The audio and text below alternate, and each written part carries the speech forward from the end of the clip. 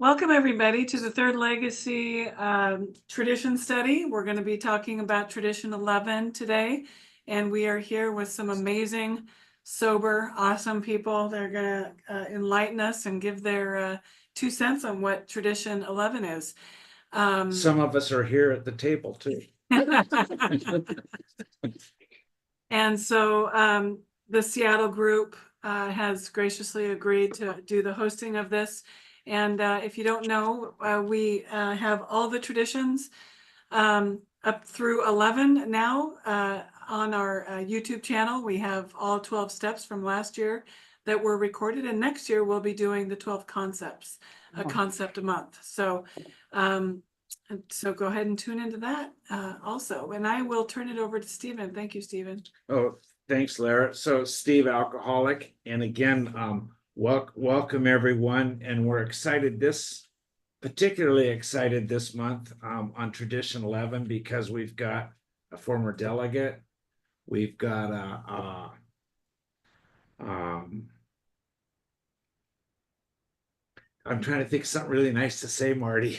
I'm slipping right now. We've got a former delegate's husband. DCM. No, I was not a delegate. I was a DCM. Oh, And I was an area treasurer. okay. Then your reputation has grown since you moved. Wow. We've got you as a delegate. Nope. Okay, and so and Kitty and Cynthia, welcome, and we also have Pam H, who's gonna speak, and Cindy's been here to all the traditions so far, part of the Seattle group. And so what happens in these meetings is we all get to see. We have discussions, and there's Lara from the Hatter office. So moving right along, I think I'm going to start with I'll go Claudia, Pam, Marty, and then we'll take it from there. So Claudia, you're up on Tradition 11. Oh, okay. My name is Claudia, and I'm an alcoholic. Hi, Claudia. And thank you for being here. Oh, well, it's my pleasure. It's my pleasure. I used to teach. And what's funny is when I first started thinking about what I was going to say, I started getting into the academic brass tacks. And then I got into my personal experience. So I will do 1 minute on the brass tacks. Even though AA's 11th tradition, our public relations policy is based on attraction rather than promotion, we need always maintain personal anonymity at the level of press, radio, and films. AA does have promotional materials. AA has PSA announcements, audio and video. When I got sober, Yellow Pages display ads, press releases on new literature, and including the publication of the Plain Language Big Book and a new set of military interviews. They have a LinkedIn page. They have a YouTube channel with the ASL, all of the chapters of the first 164 pages in ASL, including the military interviews and other interviews. One of the interesting promotion versus attraction is when I was living in Las Vegas area, at one of our assemblies, they were talking about using metadata in Google to try to get Alcoholics Anonymous to the top of the list when somebody Googled Alcoholics Anonymous. For a very long time, it was about number 11, and it was preceded by many treatment facilities. Well, now, as a result of Google giving all not-for-profits an opportunity to enter this metadata, when you Google Alcoholics Anonymous, it's the first item on the list, which was very cool. So getting the academics out of the way. When I got sober, it was at 6 o'clock in the morning on a Sunday morning. My sobriety date is October 7th, 1990. I got sober in a suburb of Chicago and I was done. And I wanted to call Alcoholics Anonymous and I didn't know how to get in touch with them. So I took my great big Chicago phone book in the yellow pages and opened it up to the A's. And there was a display ad for Alcoholics Anonymous with a phone number. Now, if they had decided not to put a yellow pages ad in, or only relegated their phone number to the white pages, which was the other half, I'm not sure I would have found it. So that really for me was attraction rather than a promotion. I found Alcoholics Anonymous.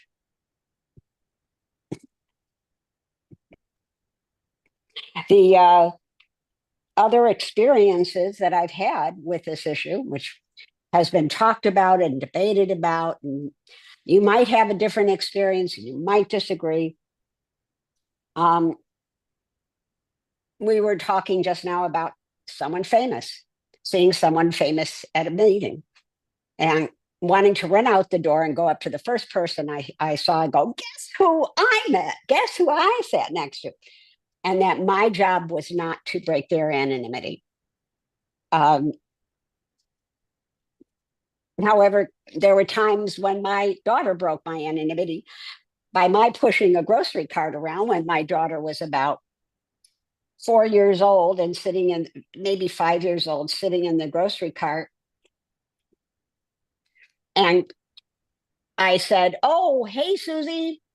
And my daughter would yell, Mommy, do you know her from Alcoholics Anonymous? And realizing there was absolutely nothing I could do at that moment. I was in academia for a number of years and I didn't go to meetings on campus, but I'll tell you, if I felt there was a student who needed help and they approached me, you know, like, I'm sorry, I didn't get my work turned in. I've got this problem. I had absolutely no qualms about sharing my experience with them. On the other hand, if it was a first meeting of someone who says to me, why don't you drink? I don't say because I'm an active member of Alcoholics Anonymous. I tell my story of what it was like and that I had to find a solution and I got sober. Now, if they said, how did you do it? I would get deeper into the story, but I don't start out with, I'm a member of Alcoholics Anonymous. Which took me to two experiences that I had several years ago, which I love to talk about because they're perfect examples. Alcoholics Anonymous has some facts about anonymity on their website. One of them says AA members may disclose their identity and speak as recovered alcoholics, giving radio, TV, and online interviews without violating the traditions, so long as their AA membership is not revealed. And I had a job in Boulder City, Nevada, where a lot of people knew who I was. And I knew the judge in the drug court program fairly well. And he asked me if I would share my story in the drug court. And I said, because of the current job I have, I'm not comfortable with it. But when I'm getting ready to move to an island in Washington, I'd be glad. So I got up in front of a lot of people in a courtroom during the drug court program, including Rotary members and city people. And I knew the parameters of my share. And my share was My name is Claudia, and I'm a recovering alcoholic. I did not say I'm a member of Alcoholics Anonymous. They knew my last name, they knew my job. But I could talk about what it was like, that I needed to find a solution, and that I found a solution which allowed me to have the life I have today, and talked about what it was like today. And I felt very confident in that. I mean, there were people in there who knew I was an AA. Most of the people in the drug court program knew I was an AA because I went to meetings with them. But it was not appropriate for me to mention that I was a member of AA. And then they asked me to get up in front of Rotary and do the same thing, which I did. And again, I did it in a way that it was not evident that I was a member of AA. And I think that's a real important difference.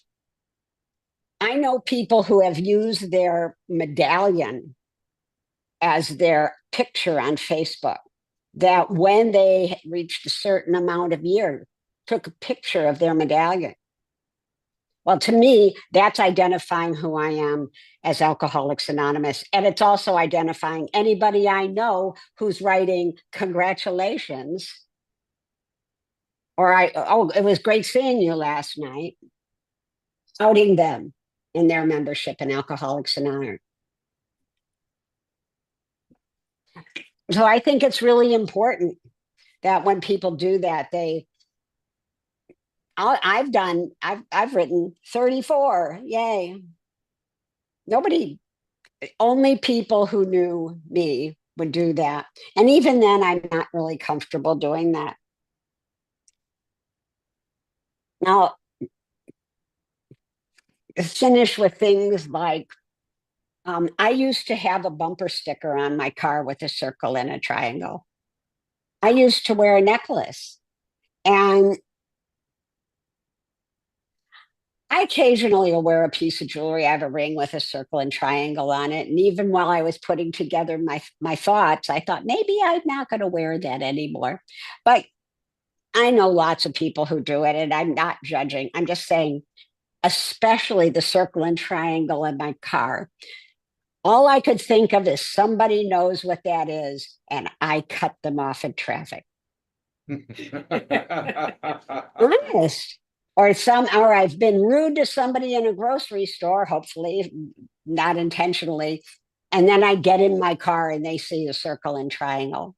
And to me, that's saying I'm a member of Alcoholics Anonymous, and I just acted like an ass. So I don't do that anymore. And I don't see it as much as I used to. So that's my experience. I guess I wanted to finish that AA members may speak publicly as AA members only if their full names or faces are not revealed. So when you see a recording of Claudia B., and I say I'm a member of Alcoholics Anonymous, as long as I'm not using my last name and or my face, that's okay. And so that's it. I was really excited to get to do that because I thought about all the times this was relevant in my life, and I had to make a decision. And even sat down with my sponsor when I was going to share my story at drug court and Rotary, to make sure that I wasn't going to violate the 11th tradition. And that's it. I was going to go into the traditions checklist, but I figured telling my own personal stories about my experiences would work better. And with that, I'll pass. Thank you. Thank you so much, Claudia. And keeping along with people who were teachers, Pam's up next. Thanks. I'm Pam. I'm an alcoholic. Thank you for the privilege of letting me speak here today. When I got sober the traditions didn't seem to be that important to me. I thought they were kind of like advanced highfalutin AA. But I soon found out, that when we read chapter 5, how it works, that's how, the steps and how it works, but the traditions are why it works. And I'm just so grateful for that. My sobriety dates April 3rd, 1987. And when I got sober, I was working for the city of Seattle. I just transferred from the health department where I was a family planning and VD counselor, which doesn't require a lot. It's not like working at Nordstrom. You don't have to be nice to people.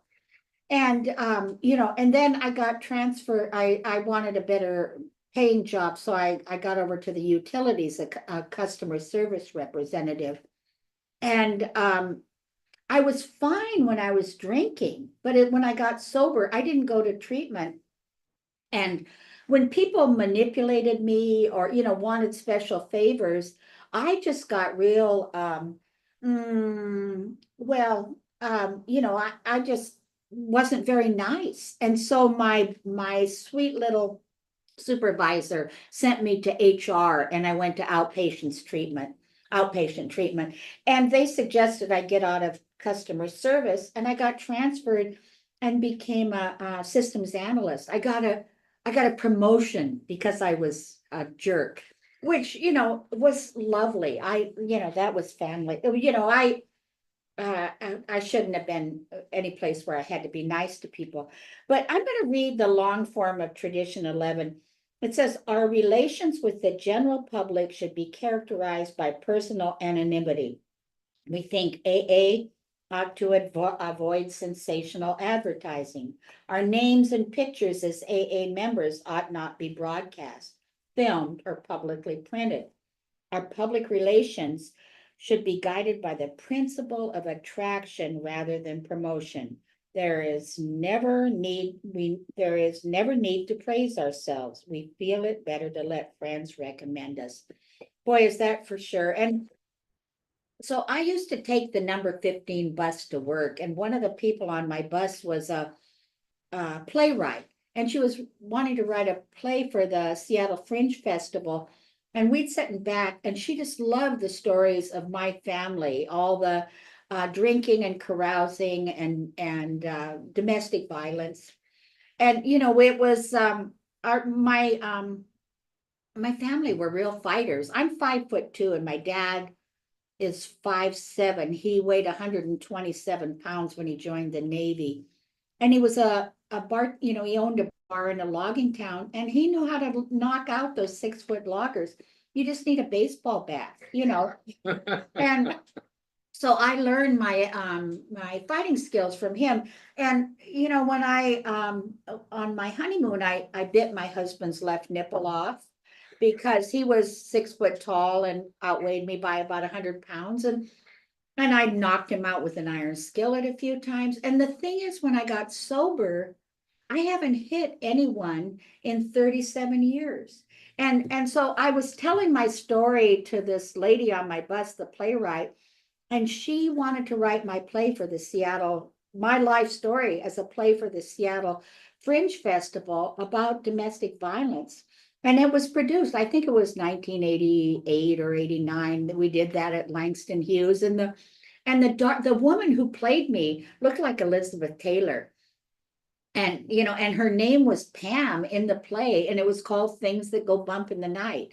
And the whole thing about it was, I had a couple years sobriety then, and there was a big panel of people from the police department of domestic violence, throughout the city, people that were involved in preventing domestic violence. There's so much of it around alcoholism and drug addiction.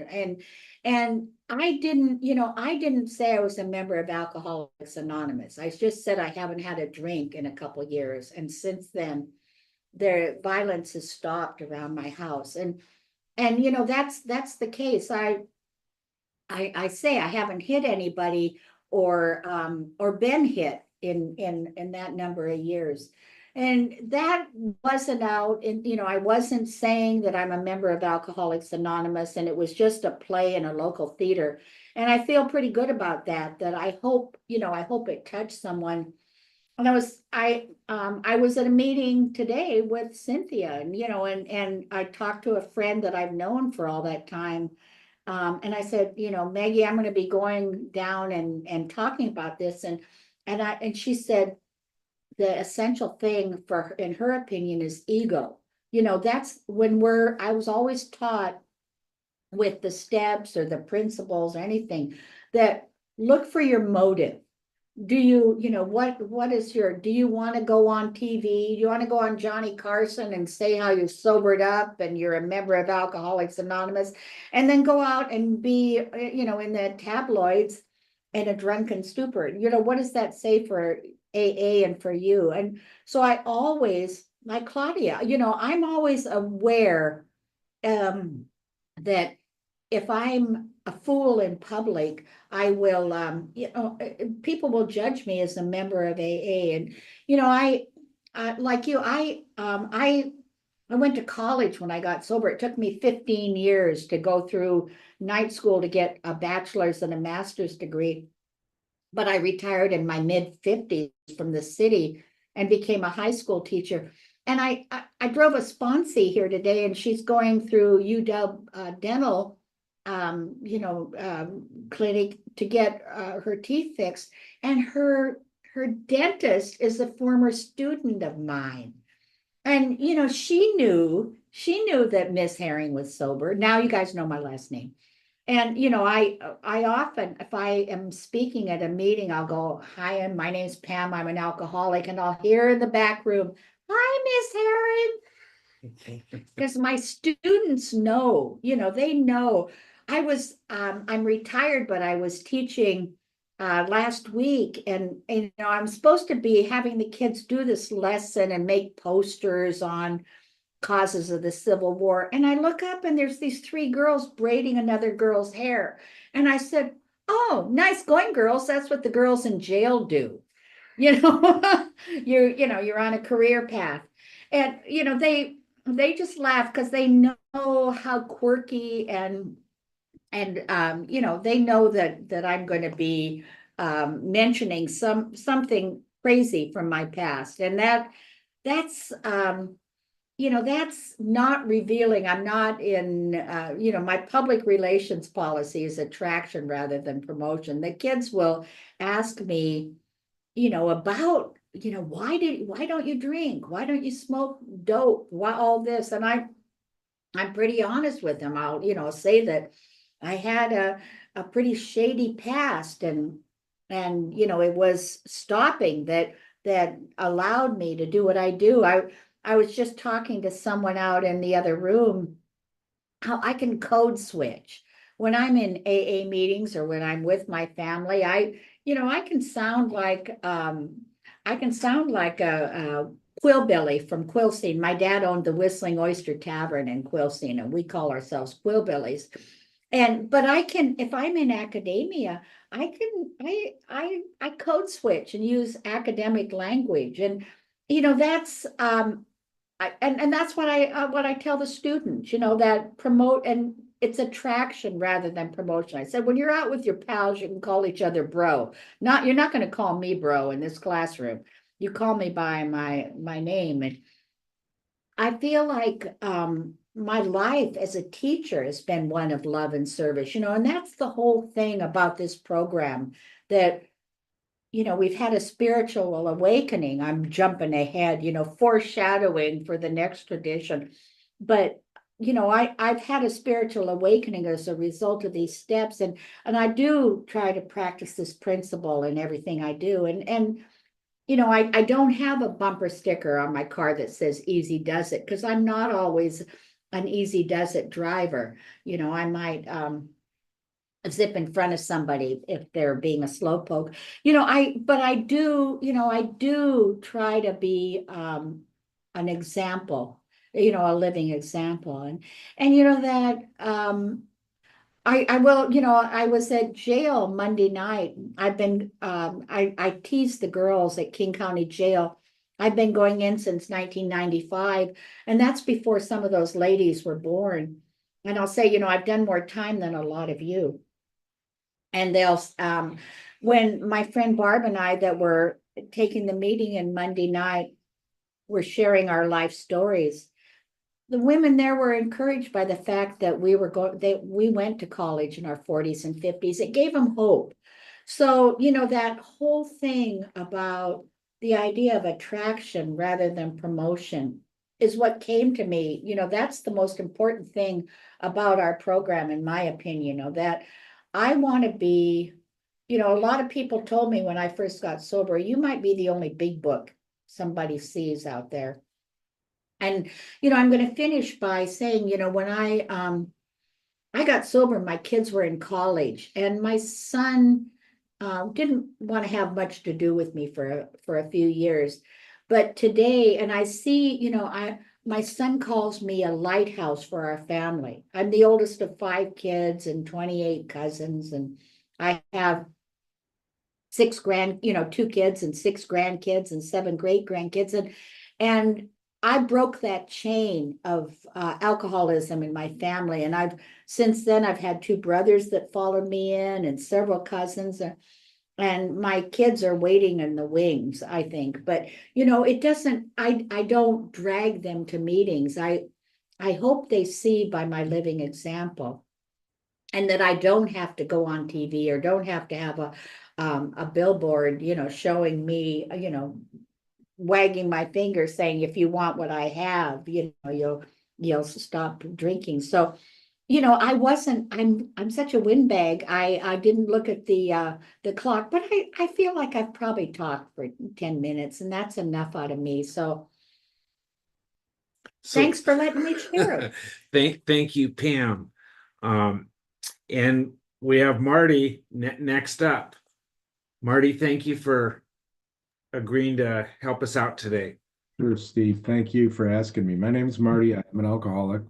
Hey, Marty. And yeah, the one problem with going last is Claudia and Pam pretty much said everything I was going to say. So, but yeah, and I have to agree, things that are important to me. So my personal experience, I was a degreed professional that required a license, and that license was dependent upon a medical certificate, medical qualification, and there were a lot of disqualifying conditions.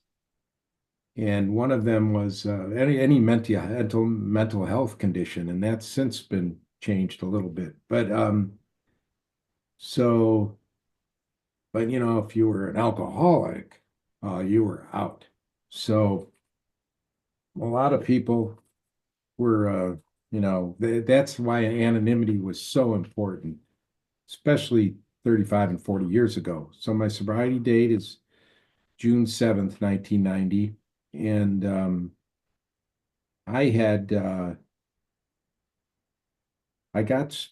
well, first of all, I was,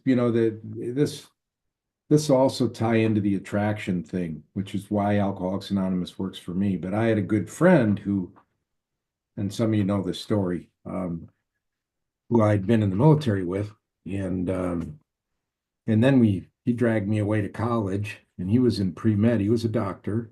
He too had a license that depended on, this qualification. And I hadn't seen him in a while. I went to visit him. I was struggling with control. I didn't know what to do. And what happened was I found out he was clean and sober for 18 months. He'd gone through a program, blah, blah, blah. And, he told me a story. And when he was done, he said, I think this program could help you. And it was very attractive to me because he was, I looked at his life and I looked at where he was and even his disposition at the time and everything else. And I found that attractive. And so I fast forward. So I end up going to AA and getting sober and going to meetings. But I had a fear. I had a fear that, that someone would find out about my anonymity. So, about my alcoholism. So my dad, was a city official back on the North Shore of Chicago, and he ended up going to AA. He struggled with drinking, and he ended up going to AA, and his anonymity was threatened, and he walked away from Alcoholics Anonymous. He died 2 years later, and he wasn't drinking, but I think his heart was crushed by shame and guilt. And so deep down inside, I had this deep resentment towards people that were flippant about anonymity, and I was concerned about my own anonymity. So, but I was to find out that that was a real personal thing, that that anonymity, like we talk about within Alcoholics Anonymous, I don't need to be anonymous within Alcoholics Anonymous, and the fear is not rational. To tell a little story, I was so I'm just coming up on my 7th anniversary, and we had this conference back in Phoenix, and in fact, the June 7th, my first anniversary date was a Saturday night, and it was our banquet night. So, and there were all these big shots there, with government psychiatrists and stuff like that, and doctors and people way up and coming in from Washington, D.C. and Claudia and I were sitting there having dinner with the head psychiatrist at the FAA. And so my friend Scott gets up to the MC, or as it were, of the meeting, before he introduces the speaker, he goes, "Anybody have a birthday here tonight?" And of course, I'm mortified, they're going to find out now this is insane, but they're going to find out I'm alcoholic. So the funny thing was, everybody in that room, if they weren't a doctor or a psychologist, they were an alcoholic in recovery. So it was stupid, right?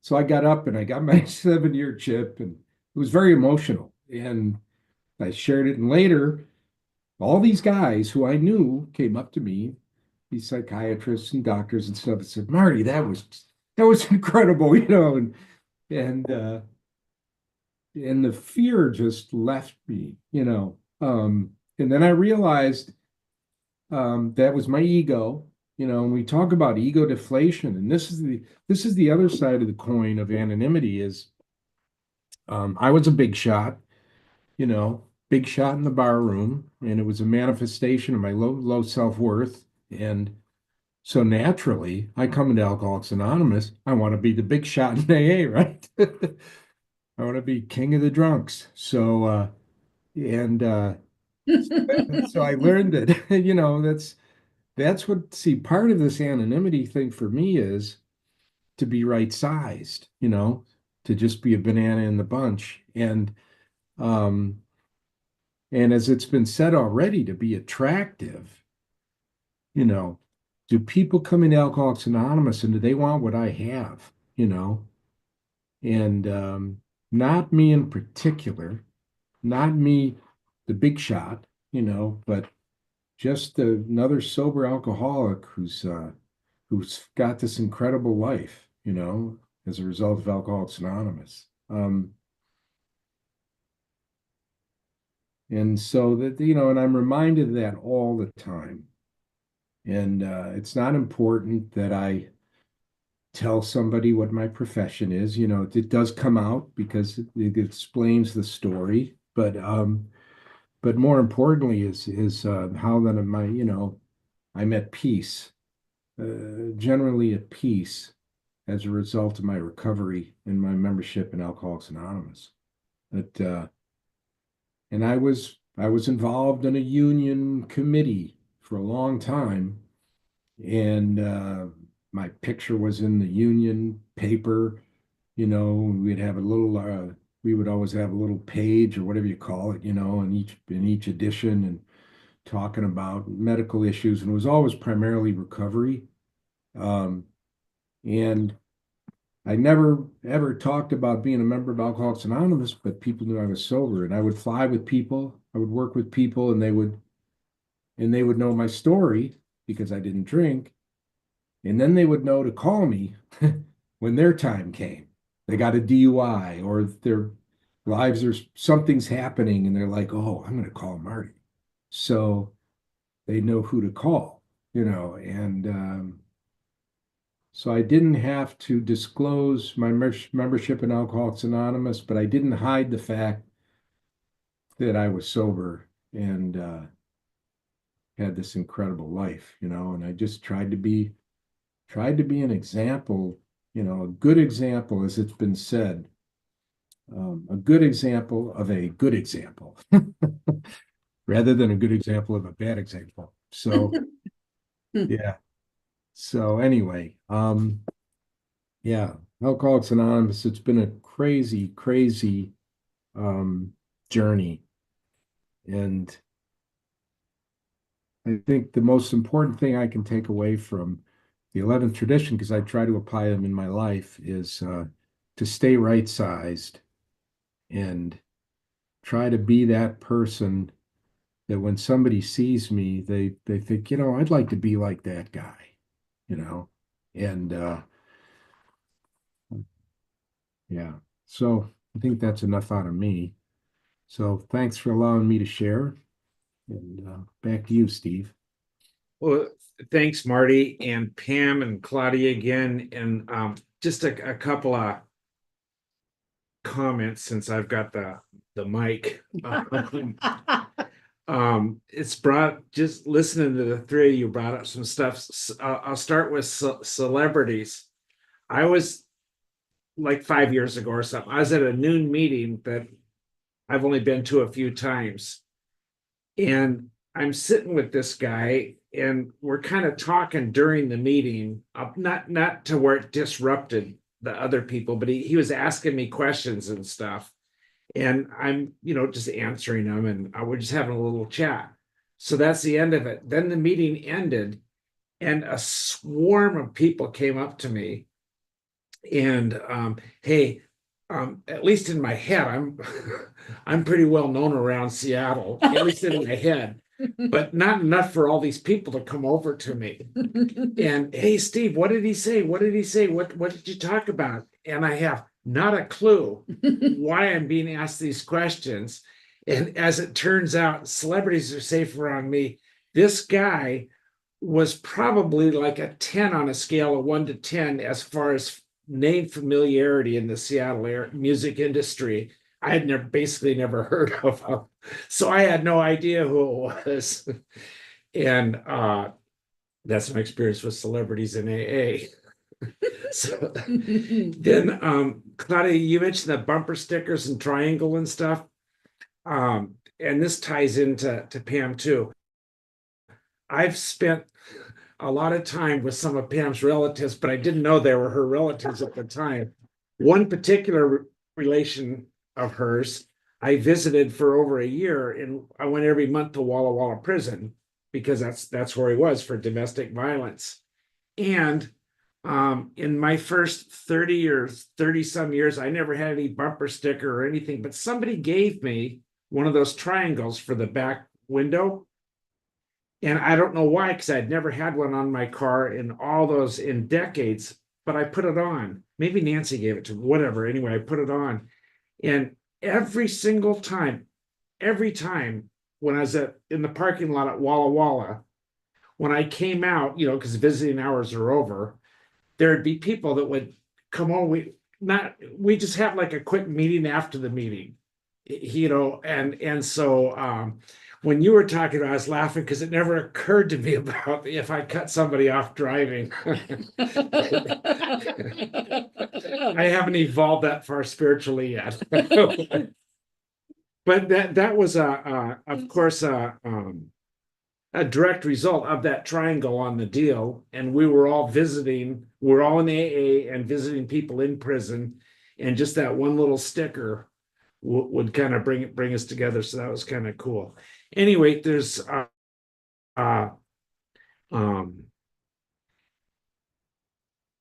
several more of us here that maybe we got a story or a question or anything. We'd love to hear from you. And I want to call on Lara first because she can easily be called away. She's still trying to run AA. President of AA. My name's Lara. I'm an alcoholic. Lara. And I'm super glad AA runs all by itself because I might run it into the ground if I was in charge. The only thing I really have to say about this tradition, everybody's shares were really great. The last sentence in the essay in the 12 steps and 12 traditions is really, I think, the takeaway in about this tradition for me. This tradition is a constant and practical reminder that personal ambition has no place in AA. In it, each member becomes an active guardian of our fellowship. And, it really took me a while to not be super focused and concentrated on my feelings and my realities and my what's happening at in my life.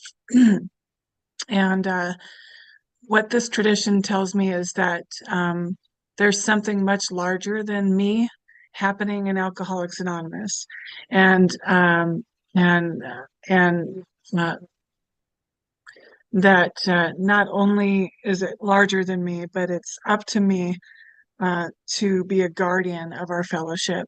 And so it reminds me that I have a responsibility to Alcoholics Anonymous and to the Alcoholics Not Yet Born to keep this program alive and to carry that message of responsibility and obligation to my sponsees, just as my sponsor passed it on to me.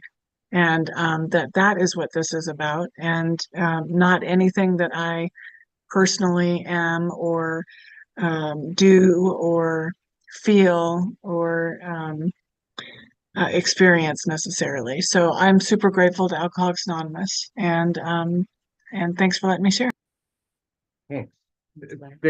Thanks, Lara. And Kitty, I'm just kind of going in order of how people are on my screen. Thank you for showing up and good to see you. Yeah, hi, I'm Kitty. I'm an alcoholic, and I'm super glad to be here. And I find this to be very, very helpful and also supportive, I guess. So if I have to go right away, I'll just have to go. My son's coming to pick up potatoes, so I have to do that. But in the meantime, I've had quite a bit of experience with some of these things over the years. And I think, early on, I probably made some mistakes about this without really knowing, because it can be kind of tricky. The thing that Claudia was mentioning, and, I was an academic for a while myself, and there was an AA meeting on campus. And of course, I did go to that meeting. And I certainly met wonderful people there that I still know. And it helped me a lot to do that. At the same time, also, because of the field that I was in, I was teaching addiction classes there. And I was really excited about that. And I didn't reveal to people in the class necessarily that I was an alcoholic and not that I was in AA. But when somebody would need to talk over something about the whole thing and trying to get some idea on it, sometimes I would disclose to them that I was in recovery. And maybe sometimes I disclosed that I was in AA, because I personally think that AA is wonderful, right? So, and as a result of that, it's quite possible that I did not get tenure at this place. And I don't know why I didn't get tenure, but it could be some of that. Later on in my career, I was working as a psychiatric nurse practitioner and a therapist. And And I saw a lot of people like us. And, you know, it came up all the time. And what would end up happening is sometimes I would not disclose anything about myself. But when people started talking about their particular challenges and sometimes particular challenges with knowing how to go about moving, you know, getting some help and everything, you know, I would disclose to them. And I'd never regret that at all, because that I know was helpful to people. But like one time my son came home and told me that his friend heard about me through his friend whose mother knew me. I mean, there's just so many weird ways that can happen. And I really try to maintain confidentiality and anonymity pretty strongly, because I think it's really, really important. And thank you guys for being here and talking through these things. I appreciate it a lot. Well, thanks, Kitty. And I could just see a flash on the screen that somebody had said a couple things in the chat, which I don't have access to, and my eyesight's not good enough to see it. But Cynthia, are you able to share? Good to Yeah, thank good you. to see Hey, you. Steve, Cynthia Alcoholic. So it was my post. So here, I'll read it to you. Okay. So the excerpt from Dr. Bob and the Good Old Timers, he said, as far as anonymity was concerned, we know, Maddie, stop it. We know who we were. It wasn't only AA, but our social life. All of our lives seemed to be spent together. We took people home with us to dry out.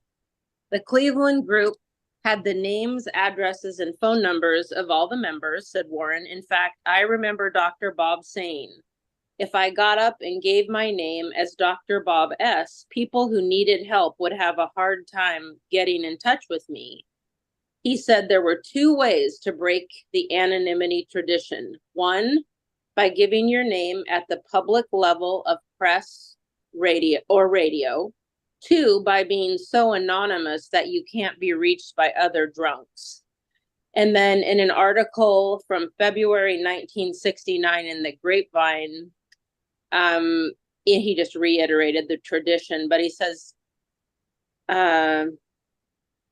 yeah, I mean, basically the reason I pulled this up, okay, the last thing was the AA who hides his identity from his fellow AAs by using only a given name violates the tradition just as much as the AA who permits his name to appear in the press in connection with matters pertaining to AA. And so, I mean, I've always just, you know, ever since like the woman who took me through the book, you know, years ago, I mean, and I had to read Dr. Bob and the Good Old Timers at the get-go before we did any work. You know, that was like the solution group, right? And so that was it. Like, that really stood out to me, that this part of it, he's like, yeah, they told each other their last names, for Christ's sake. You know what I mean? It's like, it just kind of blows me away that somehow AA has evolved and so many people don't realize this. You know, they think, of course, yes, at the level of press, radio, and films and social media now, but that we don't know each other's names is just so bizarre. I mean, of course, you know, if you're in a certain profession like you guys were talking about, but I don't know. It's just really interesting, like how this is the situation, you know, kind of all across AA for the most part. But I don't know. I'm just curious what other people's thoughts are about that.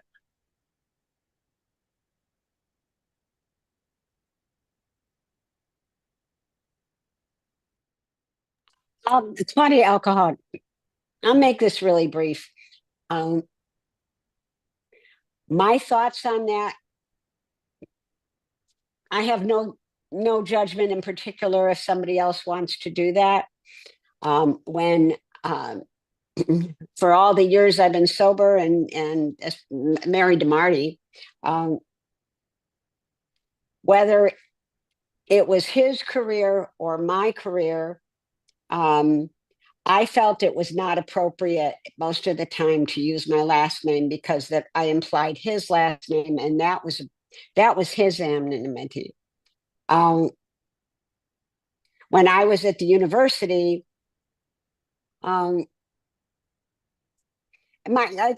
guess I felt most of the meetings I went to, I became friends with people, and there was no need to use my last name. But my final career before my final retirement, I hope, was in public. I was a public official. I was an elected official of a community, and everybody knew who I was.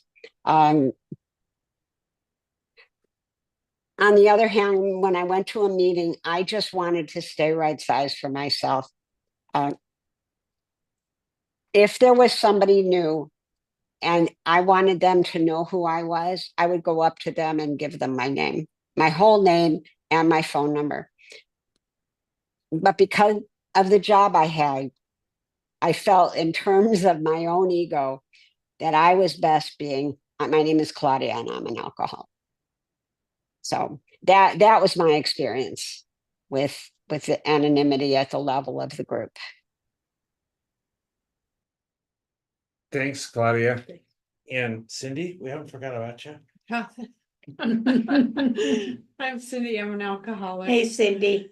And just, I've learned, I have been at all these tradition studies, and it just is amazing to me that how much I've learned through all of them, and the depth of the river, I guess, of AA, and this month is no exception. And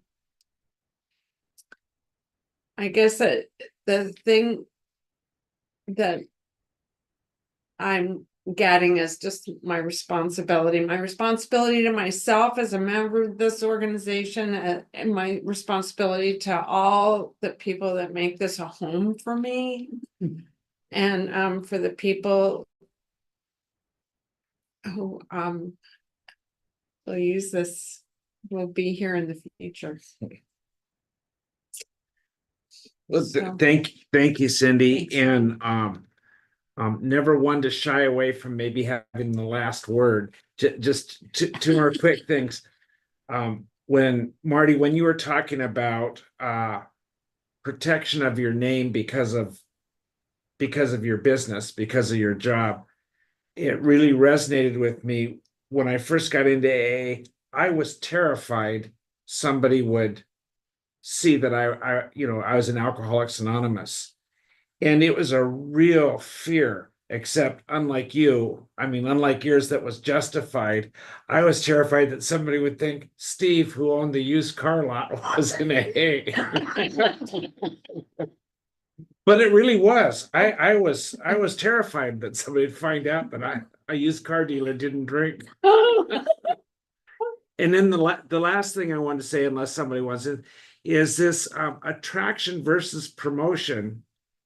Don't hear of it much, but I think a real reason that became a part of the tradition in Alcoholics Anonymous is attraction works better than promotion. Every product, everybody, every service, everything can promote all they want, but when it's being, however they worded exactly, somebody's already quoted it, best to let others